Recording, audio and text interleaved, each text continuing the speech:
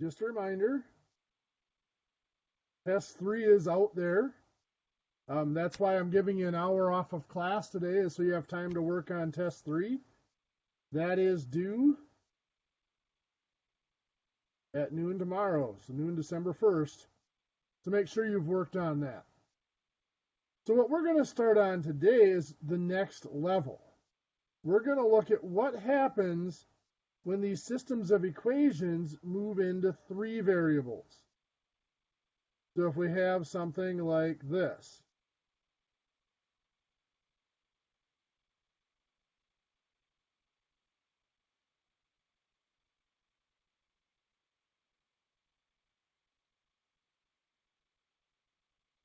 (5x minus 2y plus 2z) or 5x minus y plus 2z equals 15.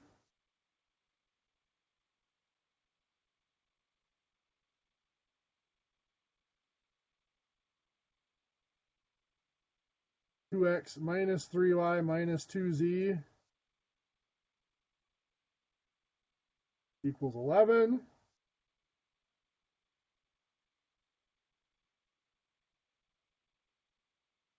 (3x plus y plus z equals 4).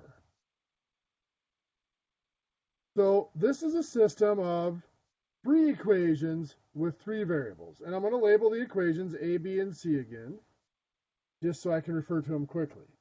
Now, if you recall, when we were dealing with 2 variables and 2 equations,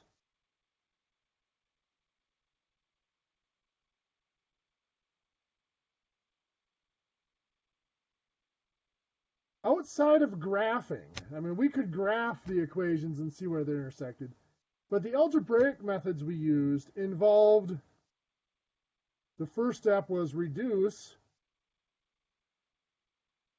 to 1 equation and 1 variable. We either did the substitution or we did that addition or elimination method to get rid of one of the variables, so we had only 1 equation and 1 variable. And of course, when we have 1 equation and 1 variable, we can solve it. Well, when we have 3 variables and 3 equations,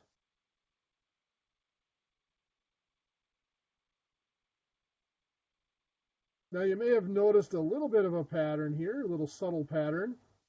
However many variables we have to have at least that many equations in order to be able to solve.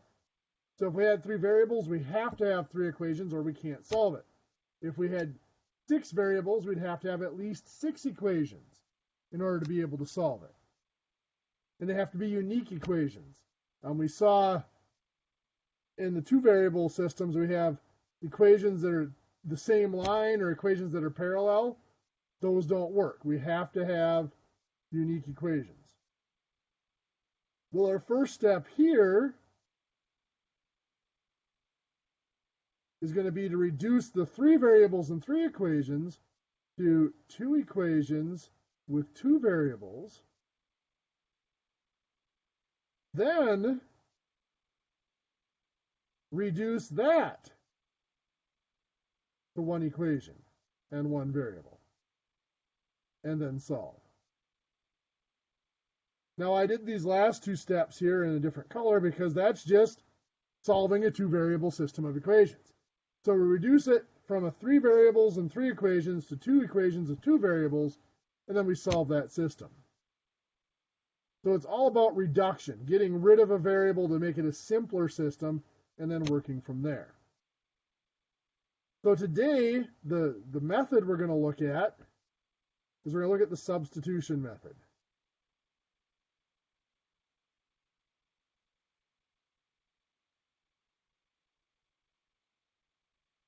And in the substitution method, what we do is we solve 1 equation for 1 of the variables.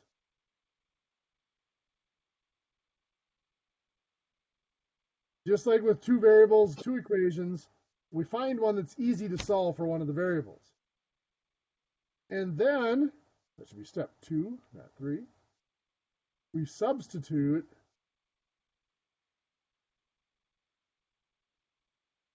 into the other equations. And that should give us a system of two variables and two equations. So up here, I am going to pick equation C, and I'm going to solve for either y or z. It really doesn't matter which one. I'm going to solve for y. Now I'm going to combine some steps here. We're going to do it a little bit rapid because I feel like you guys can handle it at this point. We've done enough of this.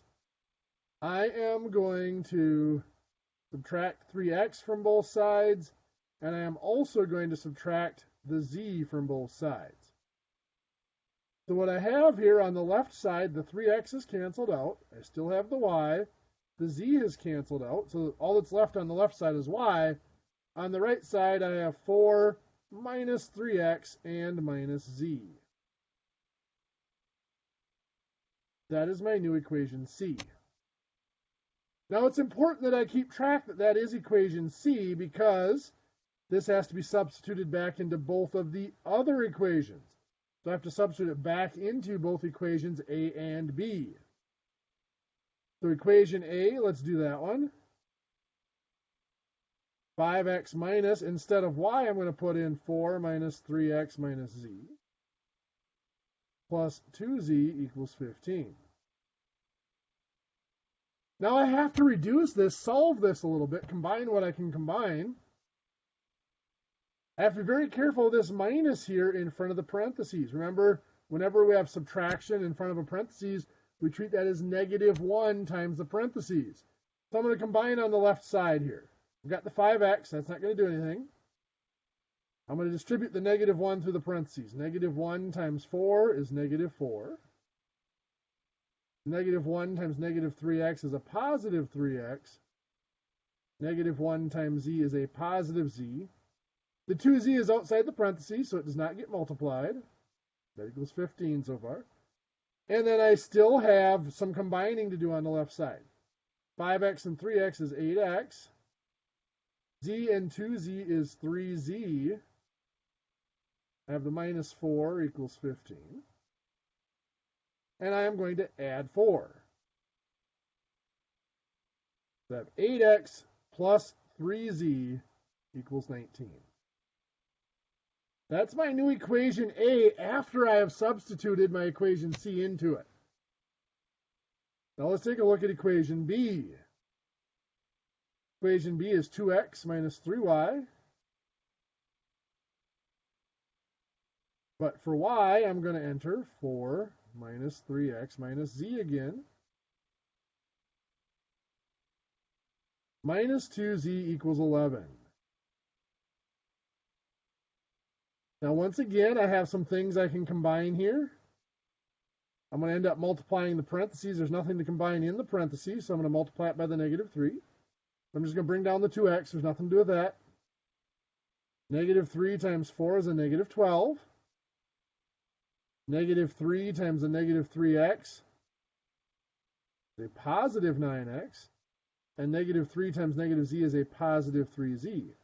Now the -2z is not in the parentheses, so it is not multiplied. And now I can combine. 2x and 9x is 11x. 3z and -2z is just 1z, or just z. I still have the -12 equals 11.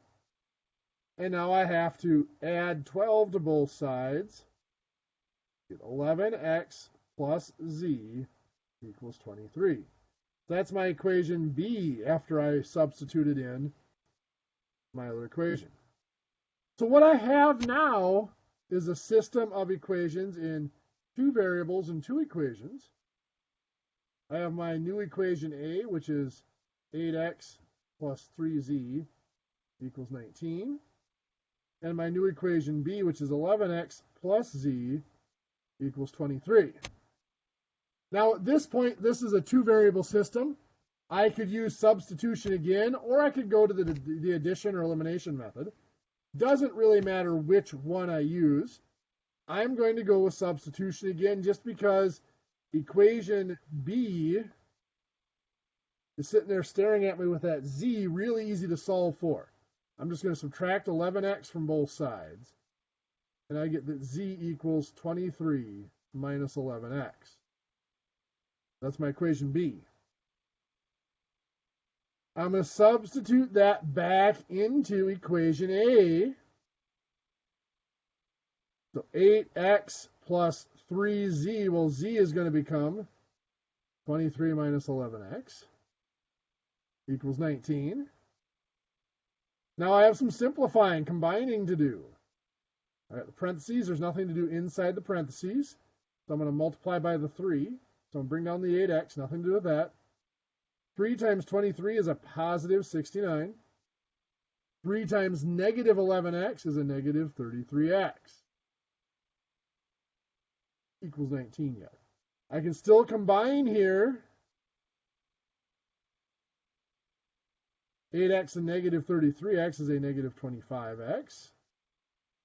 Plus 69 equals 19. And now I can solve for x. We'll subtract 69.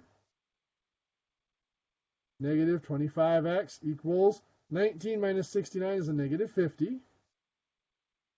And I divide by a negative 25 to get x by itself.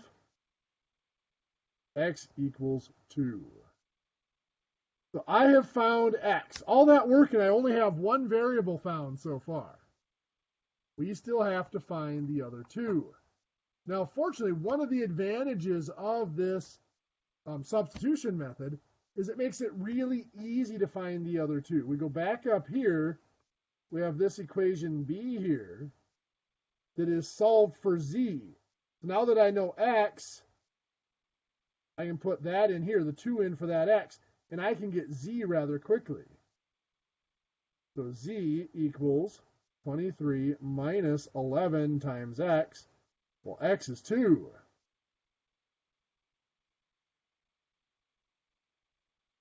Well, 11 times 2 is 22.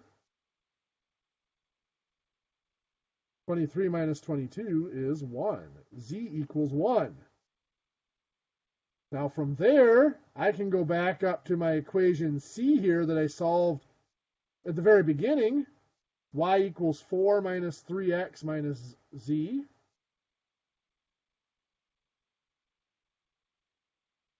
And I can substitute z equals 1 and x equals 2 in there. Find y. So y equals 4 minus 3x will be 3 times 2. Minus z is just going to be minus 1. Order of operations. 3 times 2 is 6.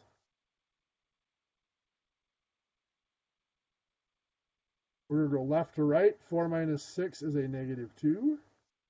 And negative 2 minus 1 is a negative 3.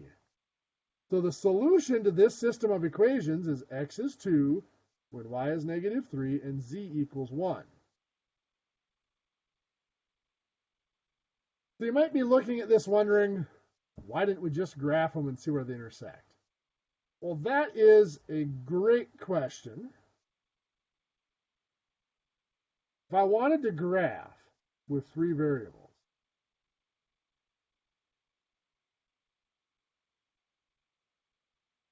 with x, y, and z, our graph, there's our x-axis right there. The y-axis is like that. Now that's a right angle, even though it looks like it's angled. It's perpendicular. It's just an orthographic view. Z comes straight up like that. Just plotting a single point on this coordinate system, because I'm trying to represent 3 dimensions in 2 dimensions on a flat surface, just plotting a single point gets very cluttered. Let's plot the point y equals 2, x equals 5, and z equals negative 3. So for x, I go 1, 2, there's my x equals 2. Y equals 1, 2, 3, 4, 5. That's y equals 5. And z equals negative 3. 1, 2, 3. That's z equals negative 3.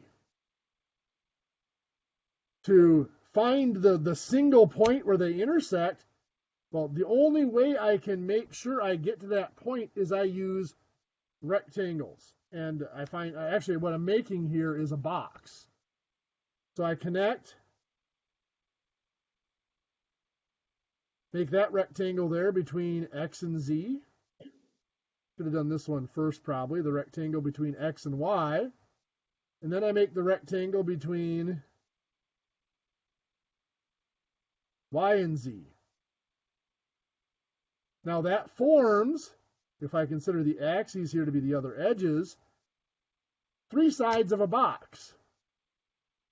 If I go out here, if I extend this over and down, and this up, this here, that is that point. That 8th corner of my box is the point. X equals 2, Y equals 5, Z equals -3. So just graphing a single point on a 3-dimensional graph is really a pain and very cluttered. Without this wire-framed box there, I wouldn't have any clue where that point was and what it represented. So now try imagine graphing a line on here and making it obvious where that line goes. It just isn't feasible. We can't do it. And trying to see where lines intersect, same thing. It's hard enough to find out where they intersect in 2 dimensions. With 3 dimensions, we just can't do it. So graphing is not an option. The algebraic methods here are the only way to go for solving systems of equations once we get to 3 variables. This actually, by the way, turned out pretty well for me trying to draw a graphing in 3 dimensions. I can actually see where that point is if I stare at that long enough. Helps if I get the yellow out of there, maybe. I can actually see how that point is sitting down there. But it's a strain, and I've seen these graphs enough to be able to pick it out. I imagine many of you are looking at that graph probably doesn't make any sense to you, and that's fine. We're not going to do any graphing in 3 dimensions. So let's get back to a 3-dimensional system of equations. Let's create a system here.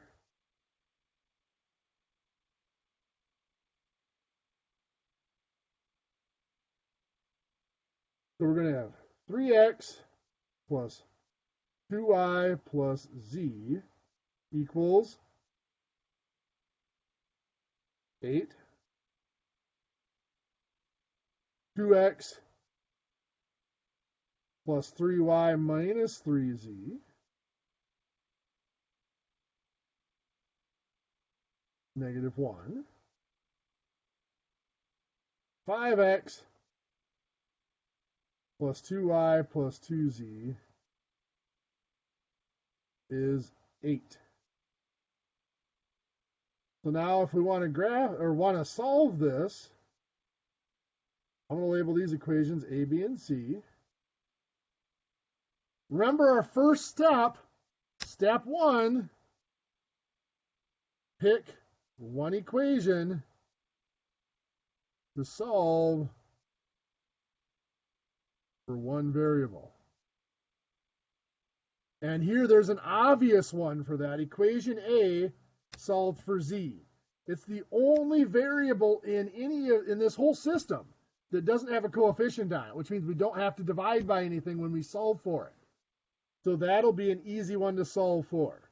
So equation A, we're going to solve for z. So I've got 3x plus 2y plus z equals 8. Now, once again, I'm going to take some kind of a shortcut here. I'm going to do 2 steps at once. I'm solving for z, so I'm going to subtract 3x from both sides. That would cancel out the 3x. I'm also going to subtract 2y from both sides. That'll cancel out the 2y. So what I'm left with here is z equals 8 minus 3x minus 2y. That's my new equation A after I solve for z. So that's equation A is the one I've solved.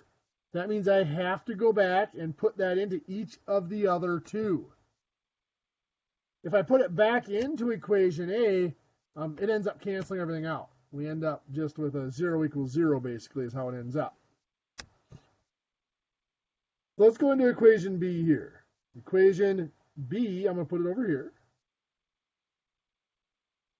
2x plus 3y minus 3z. Instead of z, I'm going to put an 8 minus 3x minus 2y equals negative 1. So I have some combining I can do here. I'm going to multiply. There's nothing I can combine inside the parentheses, so I'm going to multiply by the negative 3. So my 2x and 3y are just going to come down. Nothing to do with those quite yet. Negative 3 times 8 is a negative 24. Negative 3 times negative 3x is a positive 9x. And negative 3 times negative 2y is a positive 6y. Equals 1. Well, we are still combining here. And combine 2x and 9x is 11x. 3y and 6y is 9y. I still have the minus 24 equals 1. And the last thing I need to do to solve that is I'm going to add 24 to both sides. I'm not really solving it, but I'm getting it in that form, x's, y's equals constants that we're used to. So the 11x and the 9y are still there. The negative 24 cancels out. On the other side, 1 plus 24 is 25. So that is my revised equation B after I substitute it in for z. I still need to do equation C. I'm going to pause for a second for you to catch up with your notes for a minute. I see some of you writing furiously, so I'll wait a minute.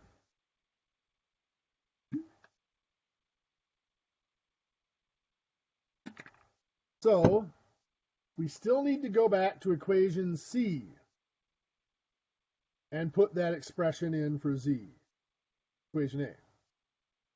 So in equation C, I have 5x plus 2y plus 2z. Well, for z, we're going to put in 8 minus 3x minus 2y. That equals 8. Now, in the parentheses here, there's nothing that we can combine, so we're going to multiply by the 2. So our 5x and our 2y are just going to stay the same. We have 2 times 8 is a positive 16. 2 times negative 3x is a negative 6x. And 2 times negative 2y is a negative 4y equals 8. We have more that we can combine here. 5x and negative 6x is a negative 1x, or just a negative x. 2y and negative 4y is a negative 2y. And of course, we still have the positive 16 equals 8.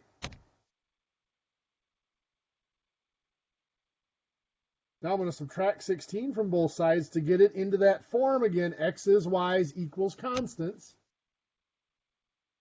So I have the negative 1x or negative x, if I want to just leave it that way. Let's just do that, negative x. Minus 2y. I subtracted the 16, so that's gone. 8 minus 16 is negative 8. This whole equation here is negative right now. So what I'm going to do is this. I'm going to multiply the whole equation by negative 1 to make it positive. That doesn't change anything. As long as I multiply every digit of the equation. So negative 1 times x is positive x. Sorry, negative 1 times negative x is a positive x. Negative 1 times negative 2y is a positive 2y. Equals negative 1 times negative 8 is a positive 8. So that is my new equation C. So the new system that I have that I need to solve here consists of equation B, which is 11x plus 9y equals 25. And equation C, which is x plus 2y equals 8. Well, I can solve equation C for x. I'm just going to subtract 2y. X equals 8 minus 2y. That's my new equation C.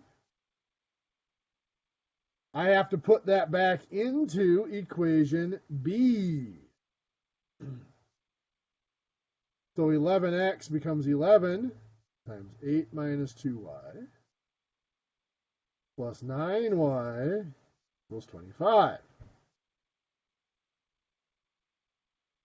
So again, I got parentheses here, nothing I can combine inside, so I'm going to multiply by the 8, or sorry, by the 11. 11 times 8 is 88. 11 times negative 2y is a negative 22y. The positive 9y is outside the parentheses, so it does not get multiplied. So I combine negative 22y and positive 9y is a negative 13y. 25. This is technically my equation B. I can now solve that for y because it's in a single variable. So let's do that. I'm going to subtract 88 from both sides. Minus 13y equals, what is that? A negative 63? I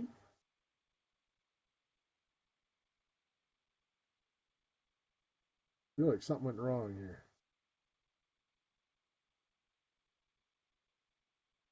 Oh, let's see where it takes us. What's the worst that can happen?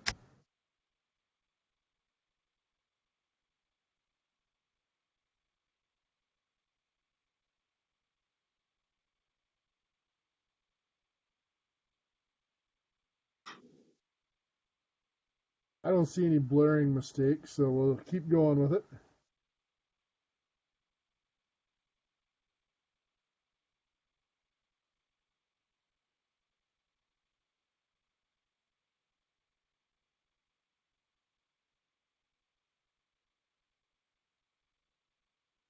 Okay, so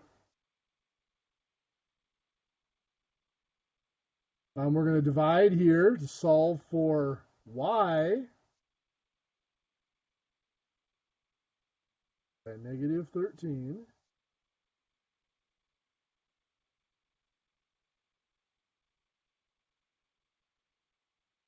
So y equals, negative divided by negative is a positive, 63 over 13. Well, 13 goes into 63.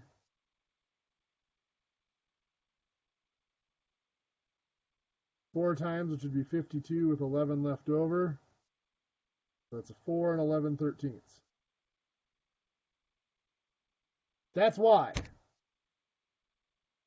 Now we can go back and find our other variables. This was equation B. Our next step here, equation C, is already solved for x in terms of y, so we can find x there. X equals 8 minus 2 times y, of course, is 4 and 11/13. Well, 4 and 11/13 times 2 is 9 and 9/13. We subtract 8 minus 9 and 9/13 is a negative 1 and 9/13. Now we still have to solve for z. We go back up to our original that we solve for here. Z equals 8 minus 3x minus 2y.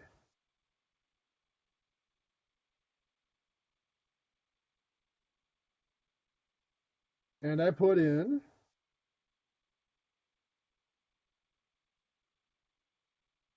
8 minus 3x is going to be 3 times negative 1 and 9/13.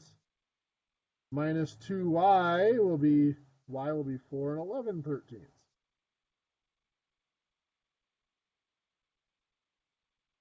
So I've got 8 here. A negative 3 times a negative is going to become a positive. What is that? 3, 5 and 1/13, actually. And let's see here. Minus 9 and 9/13. There. So we have some combining to do. We have 8 plus 5 and 1/13 is 13 and 1/13. Minus 9 and 9/13 is 3 and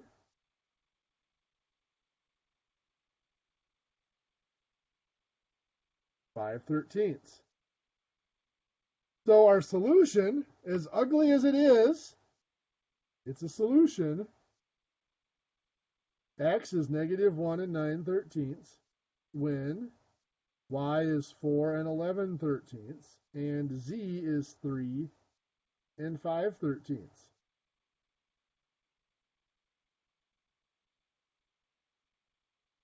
So the moral of the story here, the big key here is when I got to this point where I saw that y equals 63 divided by 13 and that does not divide out evenly, I did not just do 63 divided by 13.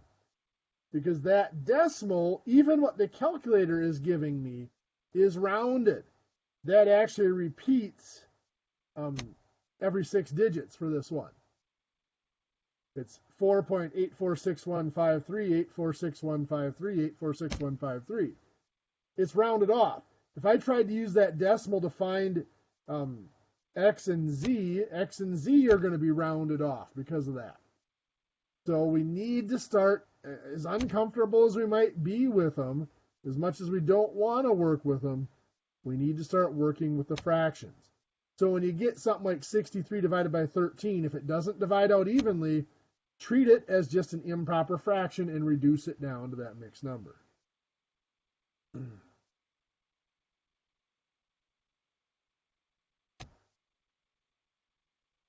These are a lot of work. As you can see, in 35 minutes, I got through 2 examples. I would put one more example up there, but I really don't think we have time to do a full example. So I'm going to do a simple example here.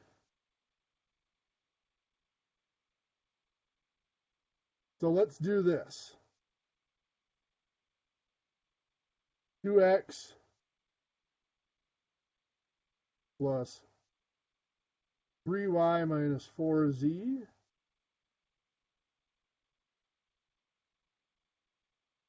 (13).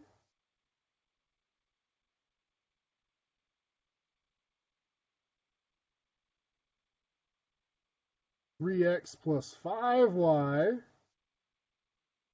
is 34). And 2y equals 10.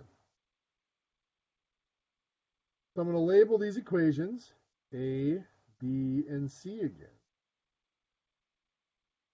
What we notice here is they don't all have all of the variables.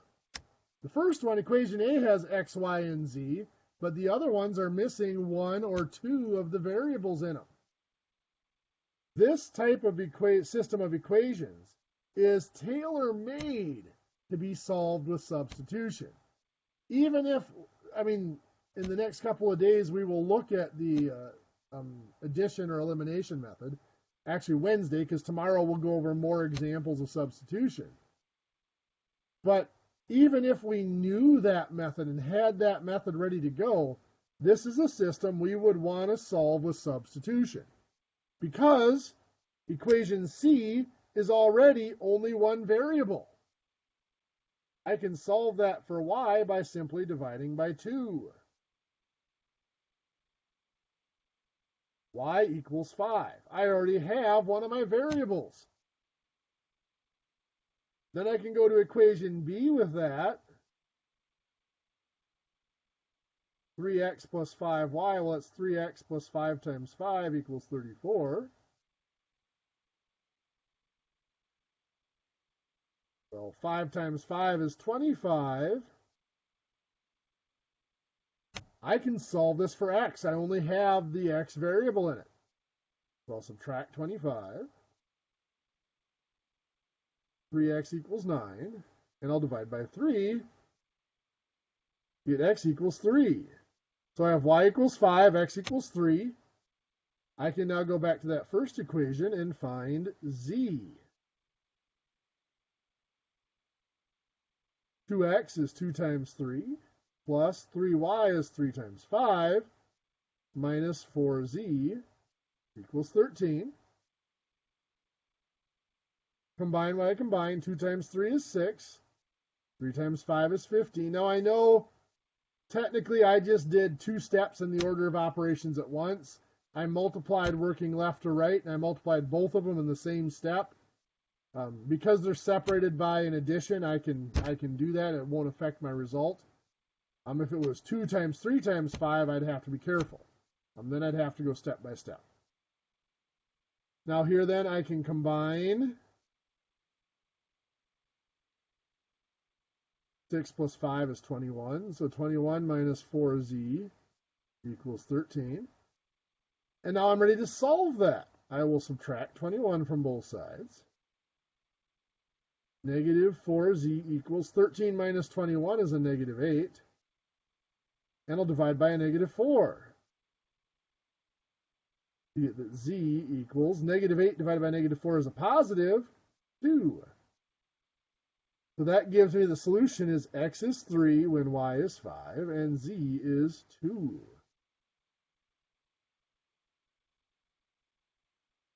So there's a system where even though it's 3 variables, we actually buzzed through that in about 5 minutes because not every equation had all 3 variables in it, which made it a lot easier to solve.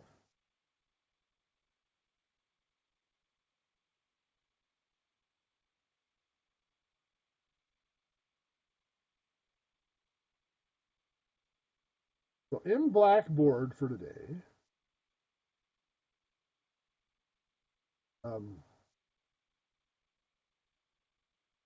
it's of course week 14 folder, November 30th, is a worksheet on 3 variable systems of equations. On that worksheet, I want you to do the even numbered problems.